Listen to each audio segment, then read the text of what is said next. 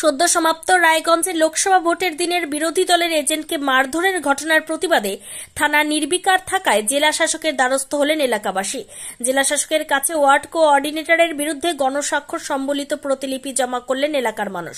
প্রসঙ্গত লোকসভা নির্বাচনের দিন ২৬ এপ্রিল সকালে রায়গঞ্জ পৌরসভার ২৫ নম্বর ওয়ার্ডে কোঅর্ডিনেটর অসীম অধিকারীর বিরুদ্ধে এক সাধারণ ভোটারকে মারার অভিযোগ ওঠে।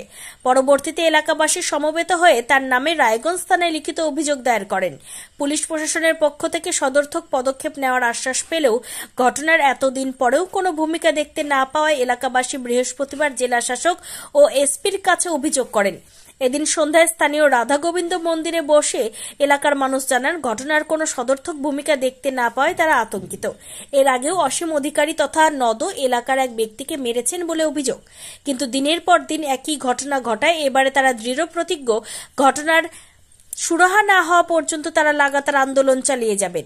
এদিন এলাকার বাসিন্দা গায়ত্রী সরকার কি জানিয়েছেন শুনে নেওয়া যাক। আপনার নাম? গায়ত্রী সরকার। আজকে প্রেস মিট ডাকার কারণ কি?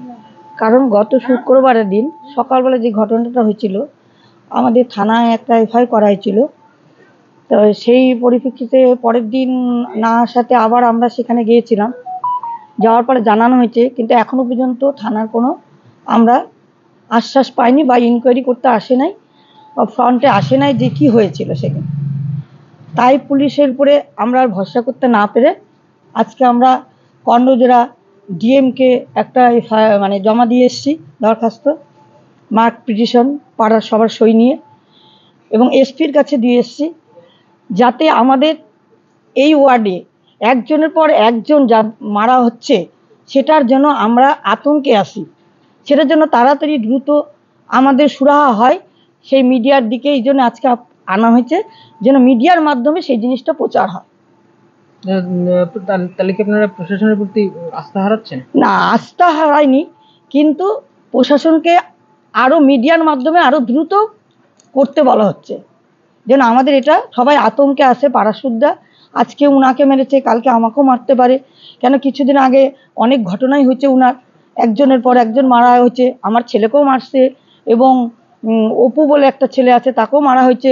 তো এরকম অনেক মাঝে মধ্যেই সে করে, সে হচ্ছে একটা জনপ্রতিনিধি, তো সে সবাইকে ভালোবাসবে। আমি এর আগেও বলেছি মিডিয়ার কাছে, এখনো বলছি, ভালোবেসে সবাইকে দলে টানবে, এটাই হলো তাদের কর্তব্য। আমার হচ্ছে অনুরোধ যে মিডিয়ার মাধ্যমে গিয়ে যেন জানানো হয় যে আমাদের এটা সুরাহা যেন তাড়াতাড়ি করে, এটাই আমার মিডিয়ার কাছে।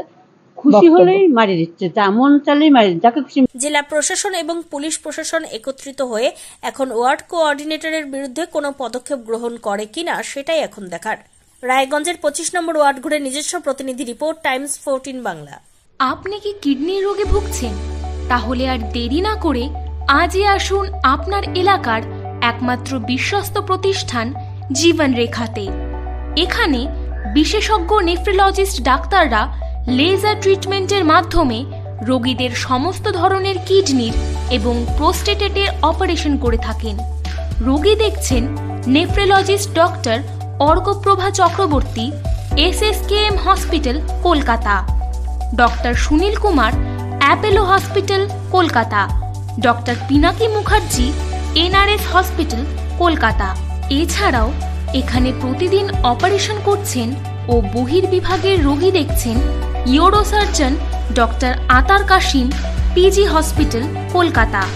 তাছাড়াও এখানে স্বাস্থ্যসাথী কার্ড ও ওয়েস্ট বেঙ্গল হেলথ স্কিমের সুবিধা রয়েছে। আমাদের ঠিকানা রায়গঞ্জ, উকিলপাড়া। বিশদে জানতে কল করুন 8373066655 অথবা 8373066644 এই নম্বরে।